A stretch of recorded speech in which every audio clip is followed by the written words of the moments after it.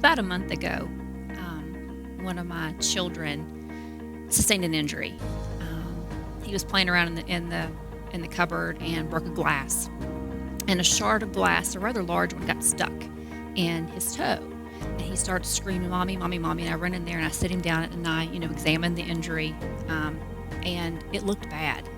It looked deep, and there was a blood bubble that was being kind of held back by the shard of glass. So it looked like when I remove this thing, it's going to be a gusher.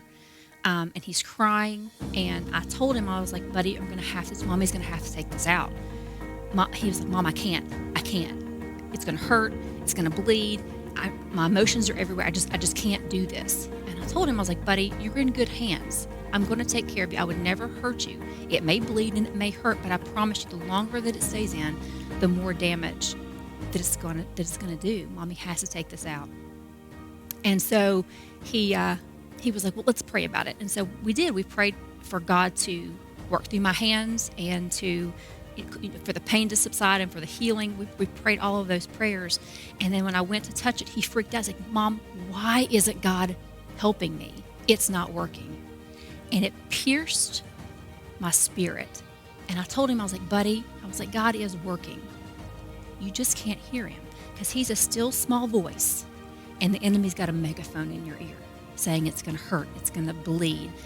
Don't remove it. Let it stay. He's got you bound in fear by all this loud noise." It reminded me of the miracle in Mark 8 where Jesus was restoring the sight of a blind man. And he put his hands on his eyes the first time and said, "What do you see?" And it made me think about what my boy was focused on. He was focused on the pain. He was focused on the hurt he thought it was going to cause. And man, doesn't the enemy do that to us all so often? He keeps us bound in a circumstance or in a situation for fear of the hurt of what it's going to cause to change it. And so God will be telling us to deal with something, to remove something, but it looks so bad. It looks like it's going to be so painful that we get paralyzed in fear.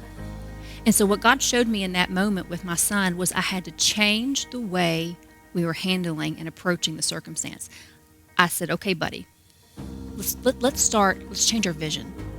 Let's start praising God for the things that he's done." And we started acknowledging the things that God had already done.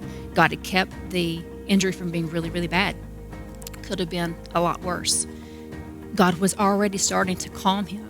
His breathing was back on track. And so what God was showing me was we had to change our vision. So when you were looking at your circumstance, that time of tension, that thing that you're under, what do you see?